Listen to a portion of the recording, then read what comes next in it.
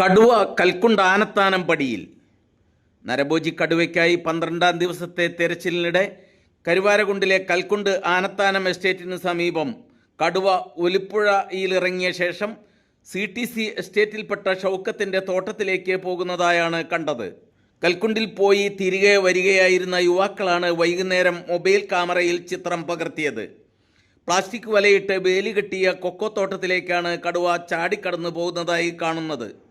Anathanam estate ഭാഗത്ത് നിന്ന് പുഴ കടന്നു പോകുന്നതിനിടെ കൽക്കുണ്ട് റോഡിൽ ആളുകളെ കണ്ടതോടെയാണ് കടുവ അതിവേഗം വേലി ചാടി മറിഞ്ഞതെന്നാണ് കരുതുന്നത്. വിശന്നു വലഞ്ഞ് വയറൊട്ടിയ നിലയിൽ ക്ഷീണിതനാണ് കടുവയെന്നാണ് നിഗമനം. 2 മാസങ്ങൾക്ക് മുമ്പ് CTC എസ്റ്റേറ്റിൽ മണിക്കനാമ്പറമ്പിൽ ജിതിൻ എന്ന യുവാവ് കടുവയെ കണ്ടെന്ന് പറഞ്ഞ ഭാഗത്ത് തന്നെയാണ് ഇപ്പോൾ കടുവയുടെ സാന്നിധ്യമുള്ളത്.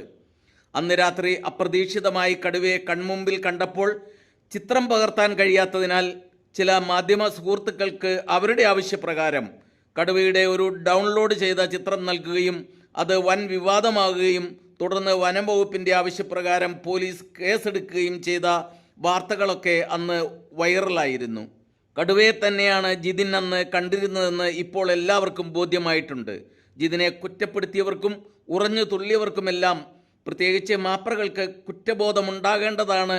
ജിതിൻ അന്ന് കടുവയെ കണ്ടു എന്ന് പറഞ്ഞ അതേ സ്ഥലത്ത് തന്നെ വീണ്ടും കടുവയെത്തി എന്ന വാർത്ത കാണുമ്പോൾ ഉണ്ടാകേണ്ടതെന്നാണ് നാട്ടുകാർ പറയുന്നത്. ഇത് നെറ്റിലെ കടുവയല്ല, നെറ്റ് ചാടിക്കടക്കുന്ന ഒറിജിനൽ കടുവയാണ്. അതും ജിതിൻ്റെ വീടിന് സമീപത്ത് തന്നെയായി. ജിതിനെതിരെയുള്ള കേസ് എഴുതിത്തള്ളണമെന്ന ആവശ്യവും ഇതോടെ ശക്തമായിട്ടുണ്ട്.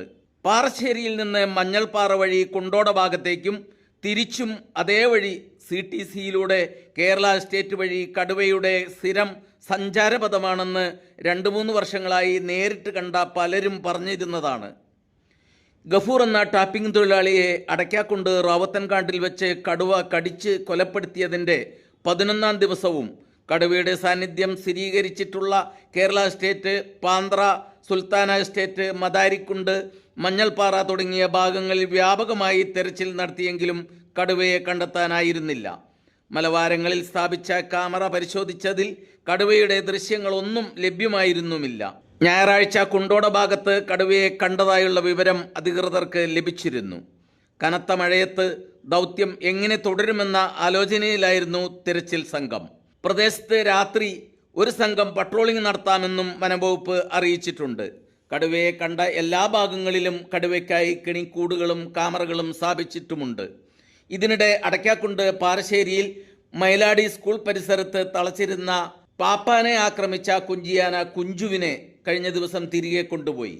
അക്രമത്തിൽ പരിക്കേറ്റ 1-ാം പാപ്പാൻ ചന്തു ചികിത്സയിലും വിശ്രമത്തിലുമായതിനാൽ കുഞ്ചുവിനെ തൽക്കാലം ഇവിടുന്ന് മാറ്റാനാണ് നിർദ്ദേശിച്ചിരുന്നതെന്നാണ് വനം വകുപ്പ് അറിയിച്ചത്. ആവശ്യമെങ്കിൽ പകരം വേറെ കുങ്കിയാനയെ കൊണ്ടുവരുമെന്നും അധികൃതർ അറിയിച്ചിരുന്നെങ്കിലും ഇതുവരെ പകരം കുങ്കിയെ എത്തിച്ചിട്ടില്ല. കടുവയെ പിടിക്കാനുള്ള ദൗത്യത്തിനു വേണ്ടി കാളികാവ് അടയ്ക്കാക്കുണ്ടിൽ എത്തിച്ച 2 കുങ്കിയാനകളിലൊന്നായ കുഞ്ചുവിനെയാണ് തിരികെ കൊണ്ടുപോയത്. കഴിഞ്ഞ 18-ന് മുത്തങ്ങയിലെ കുഞ്ചു എന്ന കുങ്കിയാനയാണ് പാപ്പാൻ കൊല്ലം കൊട്ടാരക്കര സ്വദേശി J. അഭയകൃഷ്ണൻ എന്ന ചന്തുവിനെ ആക്രമിച്ച് പരിക്കേൽപ്പിച്ചത്. ചന്തുവിനെ അന്ന് ആന കൊമ്പിൽ കോരിയെടുത്ത് എറിയുകയായിരുന്നു. ആനയെ മാറ്റിത്തളയ്ക്കുന്നതിനിടെയായിരുന്നു ആക്രമണം.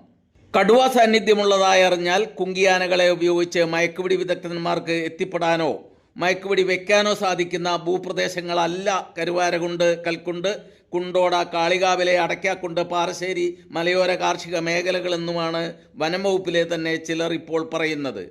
മയക്കുമരുന്ന് നിറച്ച സിറിഞ്ച് 25 മീറ്റർ അടുത്തു നിന്നെങ്കിലും വെടിവെച്ചാലേ കടുവയുടെ ദേഹത്ത് കയറുകയുള്ളത്രേ. ആനപ്പുറത്ത് മയക്കുപിടി വിദഗ്ധൻ തൊട്ടടുത്ത് എത്തുന്നതുവരെ കടുവ അതേ സ്ഥലത്ത് അങ്ങനെ തന്നെ നിന്നുകൊടുക്കുകയും വേണം.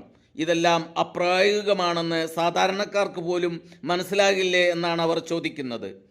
കണ്ടാലുടൻ വെടിവെച്ച് കൊല്ലാൻ ഉത്തരവില്ലാത്ത സ്ഥിതിക്ക് കടുവ കൂട്ടിൽപ്പെട്ടാലല്ലാതെ പിടികൂടാൻ മറ്റ് മാർഗങ്ങളൊന്നും അത്ര എളുപ്പമല്ലെന്നാണ് അവരുടെ അഭിപ്രായം.